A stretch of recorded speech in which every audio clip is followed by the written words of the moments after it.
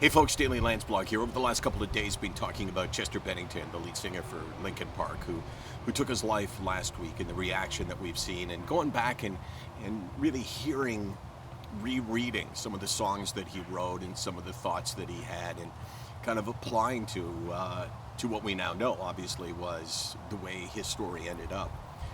And there was a story today in the paper that I was fascinated by and really happy with.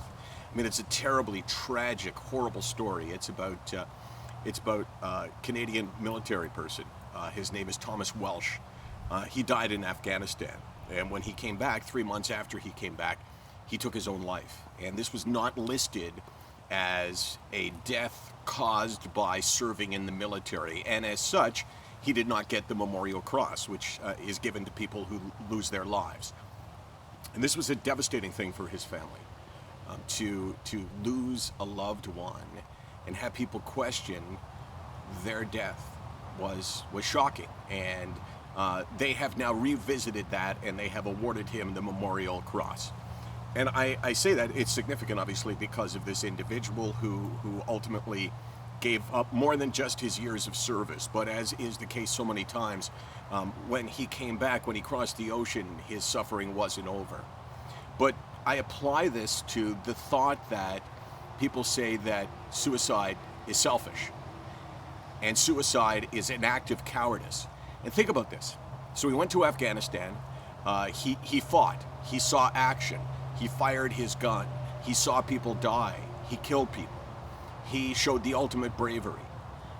And then when he came back, what he couldn't live with were the thoughts in his head. And he ended up dying from that. Was he a coward? No, of course not. He was rewarded for his bravery. This is something that we need to get past. You know, I was reading a story and I saw his face and saw his parents holding his picture, and it was just heartbreaking. And it just reminds me that mental illness can haunt you so badly that you can feel trapped in your own head. That you can feel like, you know what, I can't get away from it, because you can run from war, you can run from conflict, but the one place you can't go is you can't run from this. And I've tried. I know that feeling. I know that feeling of trying to find some place to get relief. Wherever I am, I want to be someplace else. I'm here, I want to be over there. I get over there, I want to be back here. I'm back here, I want to go over there. It's like I'm chasing something or I'm running from something, and I can't get away with it. And I can't get away from it. And until we start to accept the gravity of what might go on in his head, in Chester Bennington's head, in your head, and in my head, we will always demean the illness. We will always, always, always make people feel like somehow they are to blame.